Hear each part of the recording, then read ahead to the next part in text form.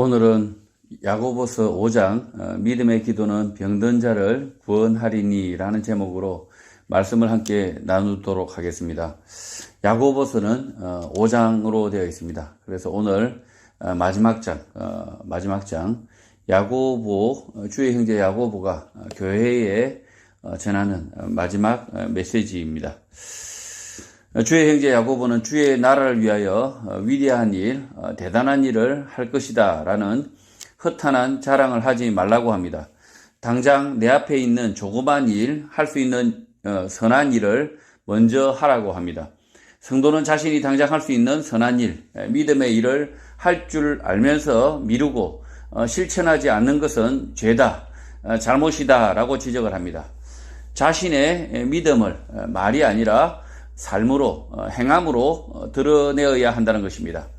1절, 들으라 부한 자들아 너희에게 임할 고생으로 말미암아 울고 통곡할 것이라고 합니다. 주의 형제 야고보가 말하는 부한 자들, 풍족한 자들은 누구일까요? 이 편지를 회람하게 될 성도들 가운데 몇 사람들입니다. 부하지만 넉넉하지만 믿음의 실천이 전혀 없는 사람들에 대하여 야고보는 격정적으로 말을 하는 것입니다. 지금 부하다고 넉넉하다고 생각하는 사람들의 믿음을 저버린 행위 때문에 닥치게 될 고생, 재앙으로 울면서 소리치게 된다고 하는 것입니다.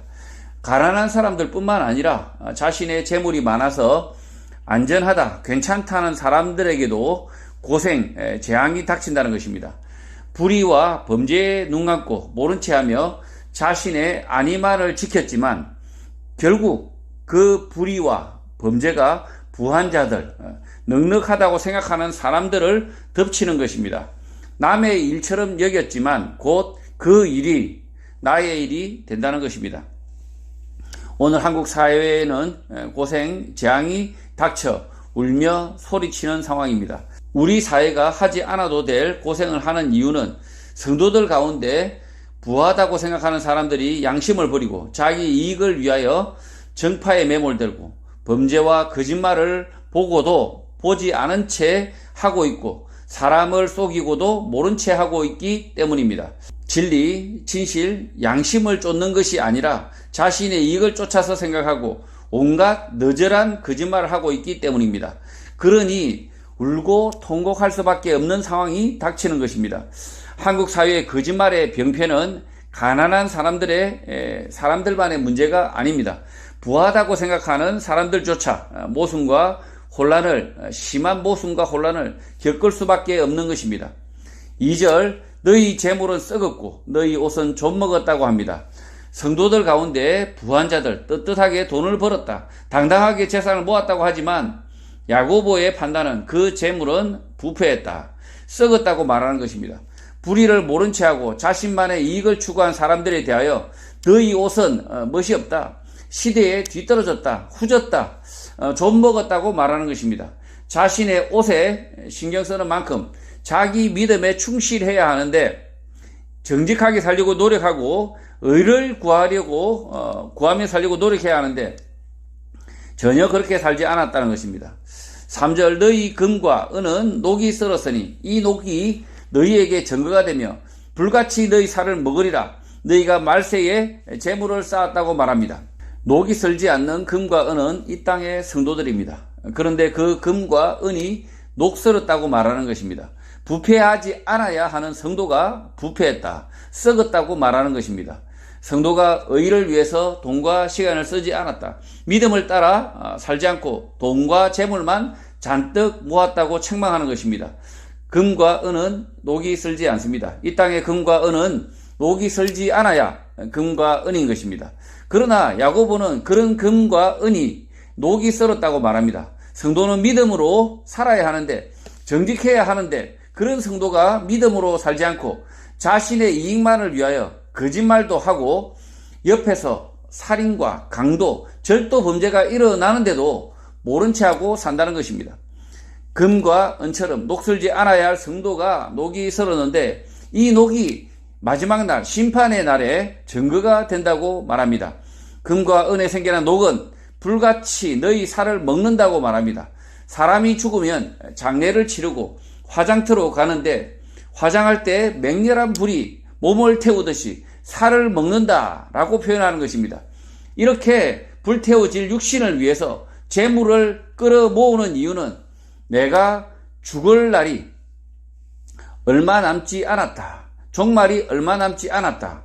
주님 오실 날이 얼마 남지 않았다는 사실을 망각했기 때문이라고 말하는 것입니다. 나의 삶이 금방 끝이 난다. 주님 오실 날이 얼마 남지 않았다는 자각이 있었다면 재물을 실컷 끌어모은 채로 죽어서 태워지지 않는다는 것입니다. 성도는 자신의 삶, 생계를 위해서 성실하게 일을 해야 하지만 그것은 하나님의 나라와 그의 의를 위해서입니다. 돈과 재물이 목적이 아닌 것입니다. 하나님 나라의 시민, 백성으로 떳떳하게 살기 위해서 땀 흘려 일을 하고 경제 활동도 하지만 그 돈, 재물이 일의 목적, 경제 활동의 목적이 아니어야 하는 것입니다. 금과 은 같아야 하는 성도가 녹이 쓸어버렸다는 말은 이미 재물의 노예, 마귀 자식이 되었다는 것입니다. 4절, 보라, 너희 밭에서 추수한 품꾼에게 주지 아니한 싹이 소리 지르며 그 추수한 자의 우는 소리가 만군의 주의 귀에 들렸다고 합니다.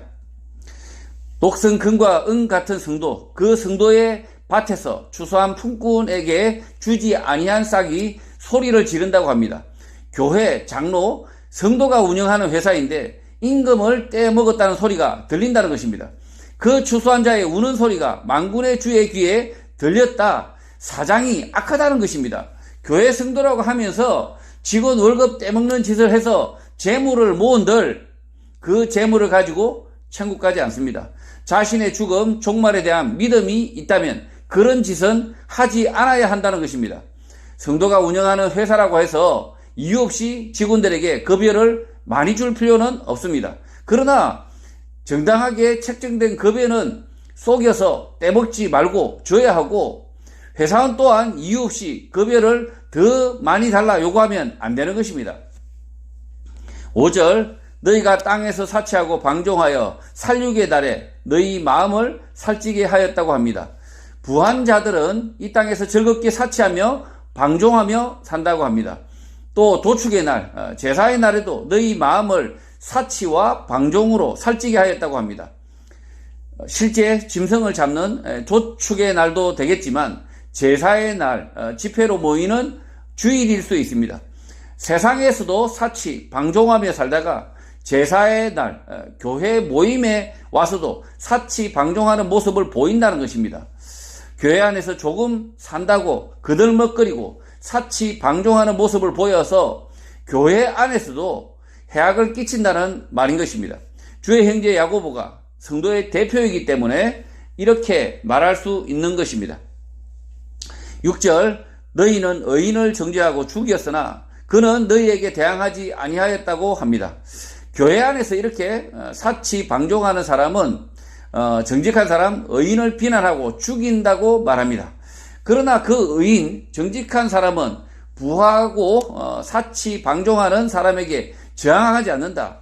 의인을 비난하고 죽이는 짓을 하지만 저항하지 않는다는 것입니다. 교회 안에서 다퉈야 할 문제가 있고 다투기 곤란한 문제가 있다는 것입니다.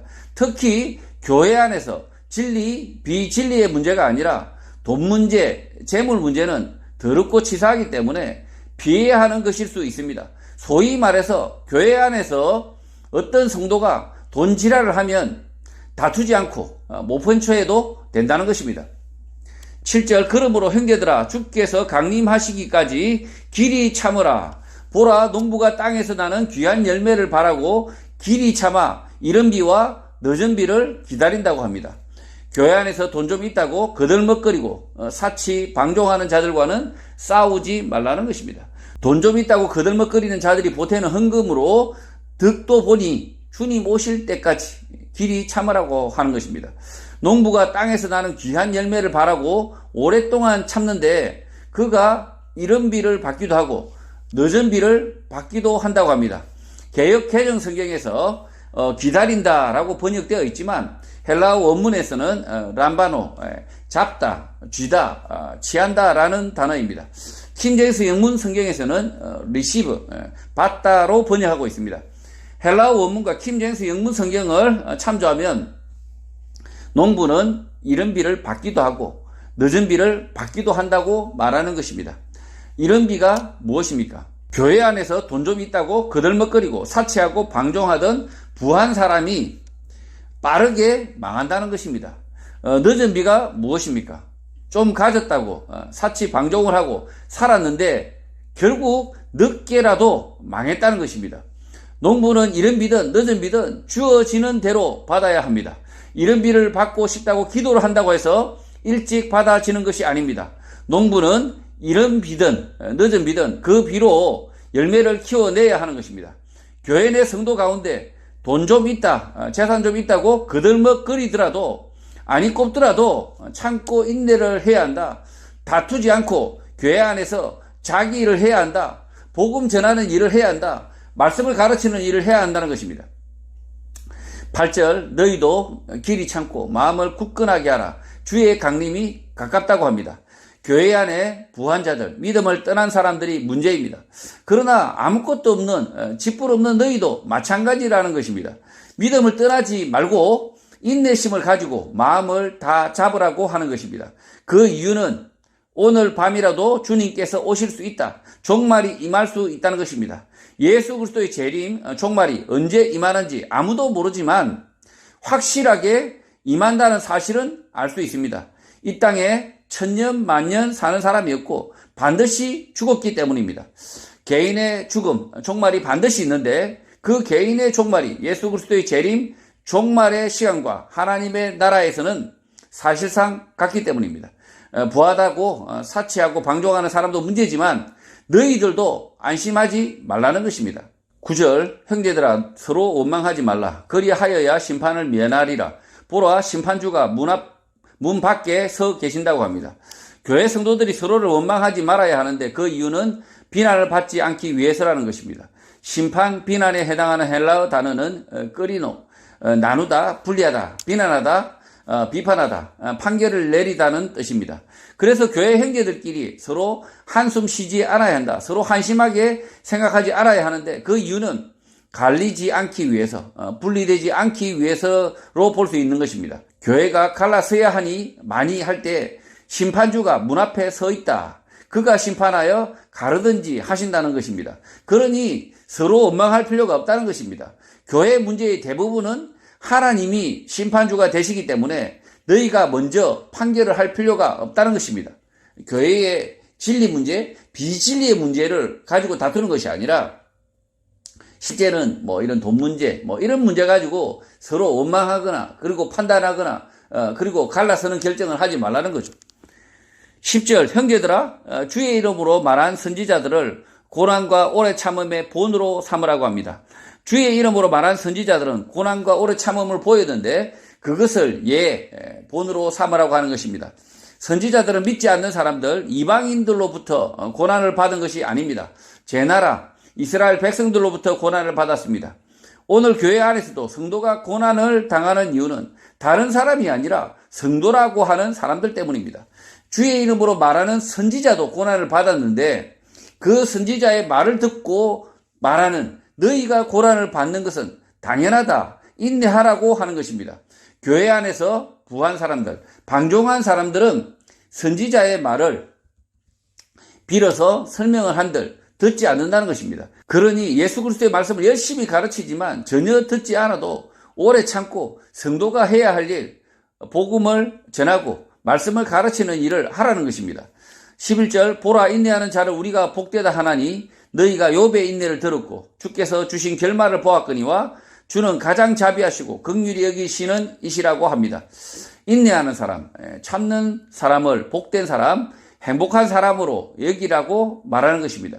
교회 안에서 핍박을 받더라도 그 고난, 핍박을 복으로, 기쁨으로 여기라는 것입니다.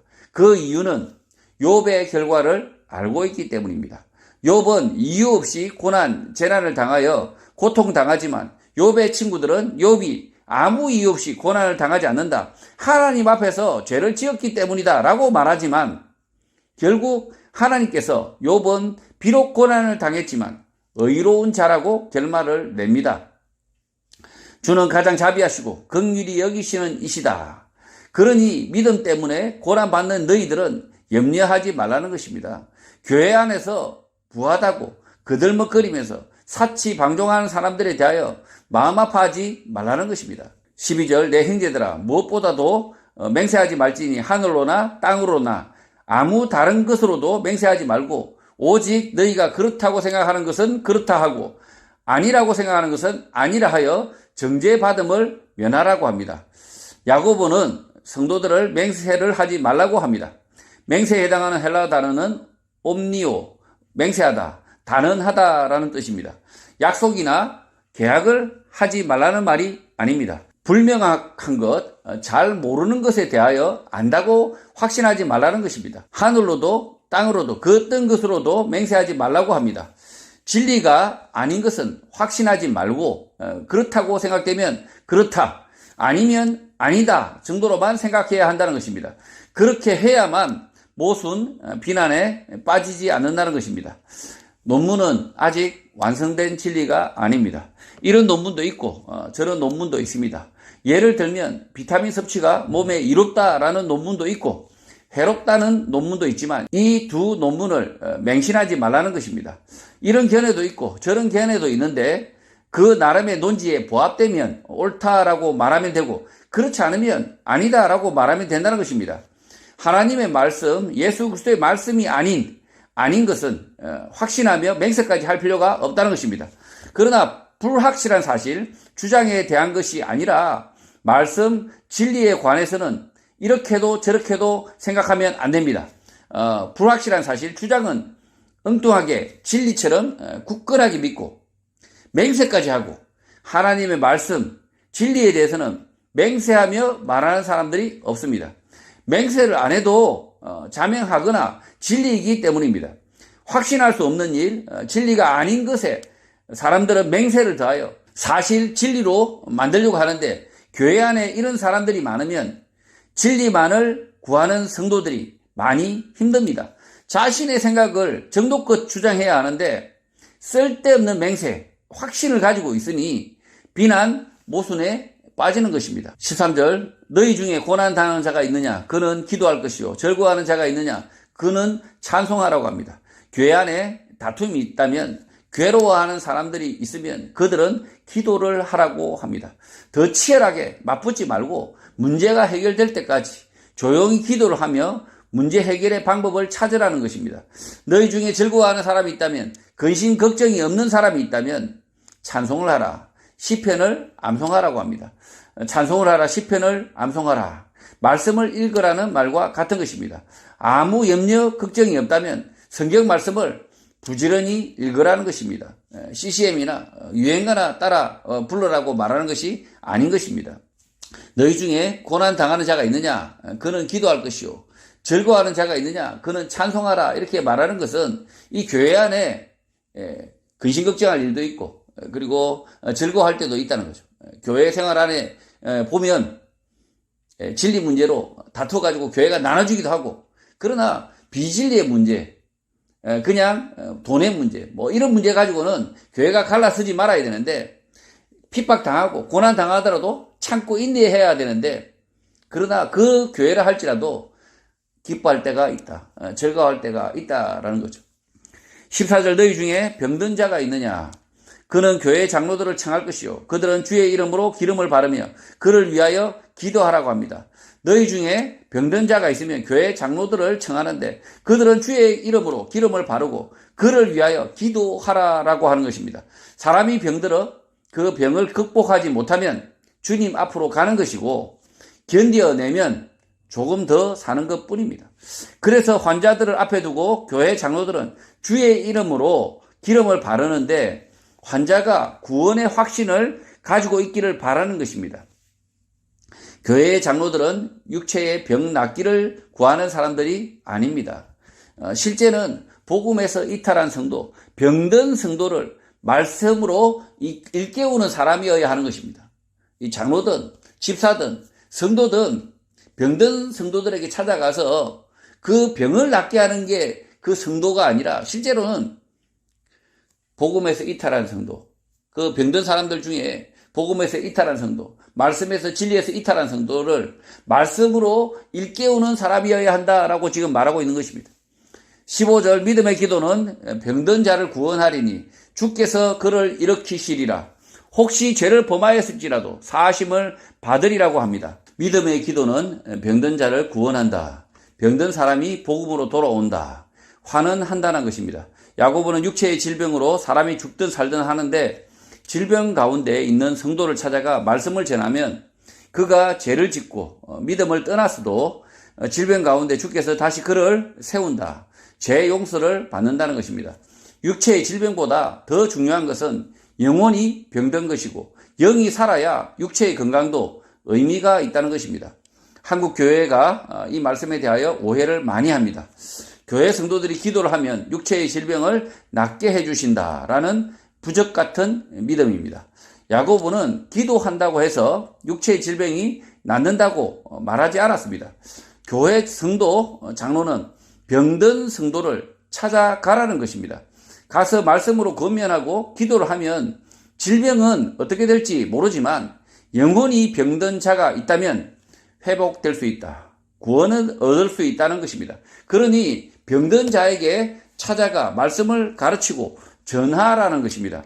구원의 확신 가운데 있는 병자는 자신의 구원을 더욱 확실할 것이고 혹시 진리를 떠나 이 진리를 떠난 병자 그 병자는 영혼의 회복, 구원, 죄 사함을 받을 수 있다고 말하는 것입니다. 16절 그러므로 너희 죄를 서로 고백하며 병이 낫기를 위하여 서로 기도하라.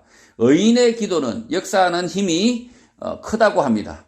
이 말씀 9절에 대한 오해가 많습니다. 개역 개정 성경에서 병이라고 번역된 단어는 킹 제임스 영문 성경에서 be healed, 고쳐진다, 동사 수동태입니다. 자신의 죄를 서로 고백을 하는데 서로를 위하여 기도를 하는데 육체의 질병이 낫는다는 것은 잘못된 번역입니다. 죄를 고백하고 서로 기도하면 육체의 질병이 고쳐지는 것이 아니라 믿음을 떠난 영혼이 고쳐진다는 것입니다. 그래서 의로운 사람의 열정적인 기도, 간구는 역사하는 힘이 크다. 영적인 부흥이 일어난다. 각성이 일어난다라고 말하는 것입니다. 예수님은 사람의 육체의 질병에 대하여 연민, 불쌍히 여기셨습니다. 연민, 불쌍히 여김, 그 이상도 그 이하도 의미가 없습니다.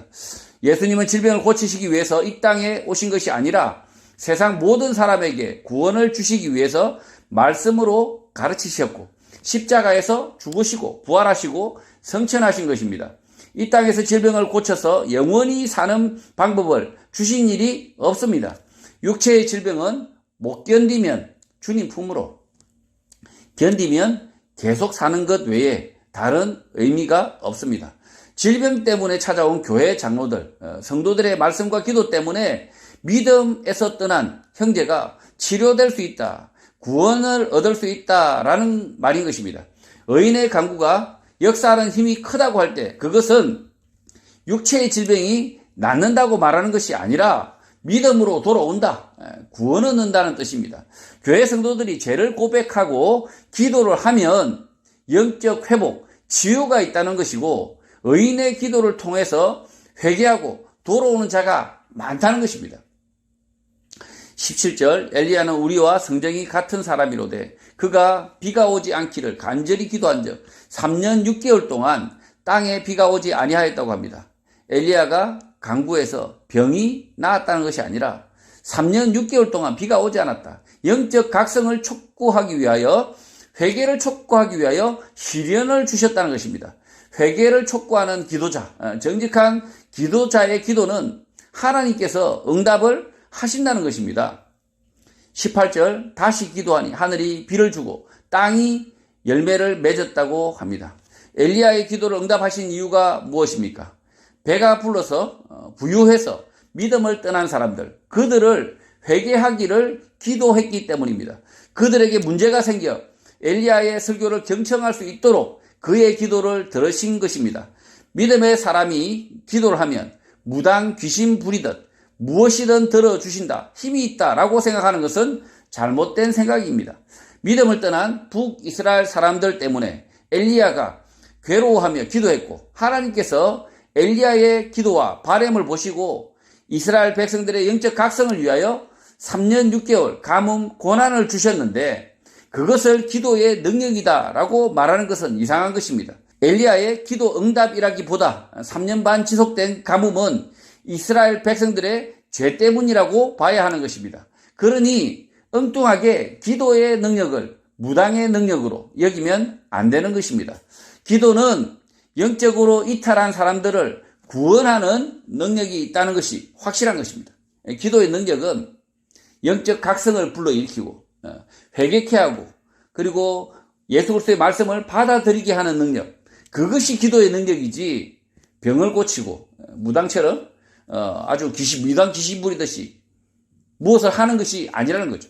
19절 내 형제들아 너희 중에 미혹되어 진리를 떠난 자가 있다면 누가 돌아서게 하라고 합니다. 누군가 진리를 떠나 애를 내고 있다. 모순적 삶을 살고 있다면 찾아가서 그를 회개시키라는 것입니다. 진리를 떠난 사람, 모순이 가득한 사람이 있다면 누군가 그에게 찾아가 그의 회개를 촉구하라는 것입니다. 20절 너희가 알 것은 죄인을 미혹된 길에서 돌아서게 하는 자가 그의 영혼을 사망에서 구원할 것이며 허다한 죄를 덮을 것이라고 합니다. 에러, 모순이 가득한 사람, 죄인을 회개하게 하는 사람은 죽음으로부터 그 영혼이 구원받게 된다는 사실을 알게 된다. 자각하게 된다는 것입니다. 또 그 사람의 많은 죄를 감춘다, 덮는다는 것입니다. 회개하게 하는 사람은 복음, 말씀을 가르치는 목사, 교사, 선생, 성도입니다. 말씀 진리를 가르쳐 그가 회개하면 그 사람의 영혼이 죽음으로부터 구원받는 것을 알게 된다. 보게 된다는 것입니다. 그 사람의 삶의 변화를, 극적인 변화를 보게 된다는 거죠. 또 그 사람의 허다한 죄, 많은 모순, 에러, 잘못을 말씀으로 고친다. 바로 잡는다. 숨긴다는 것입니다. 성도 여러분, 교회 안에도 믿음을 떠난 불신앙의 사람들이 많습니다. 그런 사람들을 원망하거나 본받지 말고 고난, 핍박이 있더라도 인내하며 말씀, 진리대로 살아야 한다는 것입니다. 그렇게 살 때 믿음에서 떠난 형제들을 회개하게 할 수 있고 그 영혼을 구원할 수 있는 것입니다. 멀리 교회 밖에서 복음, 말씀을 가르치는 것도 중요하지만 교회 안에서 말씀, 진리를 떠난 사람이 병에 들었을 때 찾아가 말씀을 가르치고 회개하는 것도 중요한 것입니다. 죄, 모순 가운데 있는 성도를 회개하는 그 사람은 그 성도가 구원 얻는 것을 보게 되고 회개한 그가 많은 죄, 에러, 모순 가운데서 잘못을 고치게 되는 것을 보게 된다는 것입니다. 설 명절을 맞아서 교회 형제들뿐만 아니라 가까이 있는 형제 자매들을 돌아보고 죄로부터 떠나게 하는 일, 회개하게 하는 일을 하여서 함께 구원받는 거룩한 성도가 되시기를 주님의 이름으로 축복합니다.